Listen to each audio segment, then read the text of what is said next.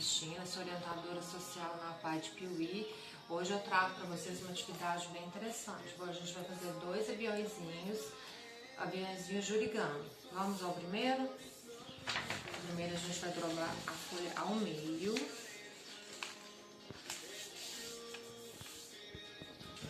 E sempre passando bem o dedo com força aqui para marcar a folha. Agora a gente vai dobrar aqui. De um lado.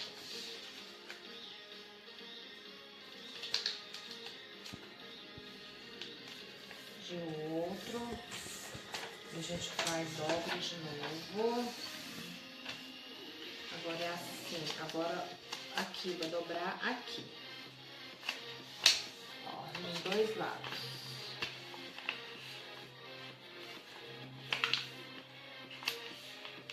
Agora aqui.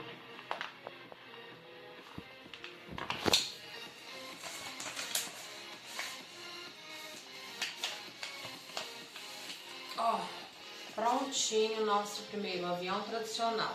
Aí vocês podem também estar pintando com tinta, fazendo desenho, né?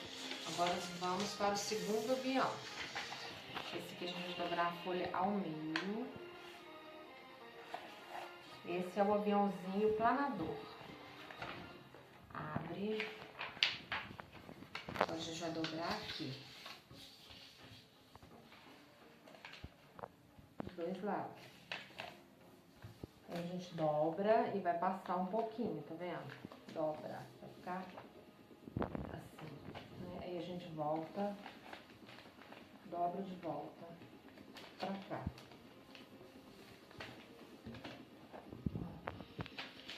Agora a gente dobra ao meio de novo.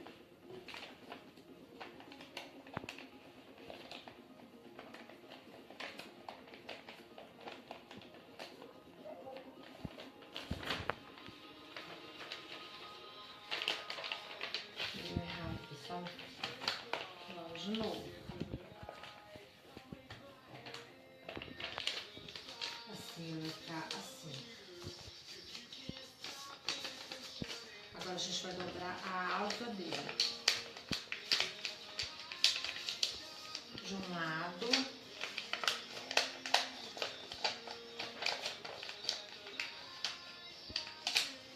Do outro. Aí vai ficar assim, né? Agora, para finalizar, a gente vai dar uma dobra aqui, pequena.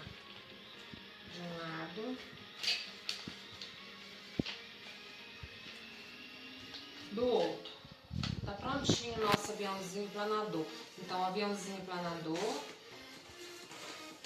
e o aviãozinho tradicional. Agora é só ir pro quintal da casa, pra sala e fazer uma competição de aviões com a família. Vamos fazer atividade em casa, vamos gravar os vídeos, né? Fazendo as atividades e mandem pra mim, conto com vocês, viu? Beijos, tchau!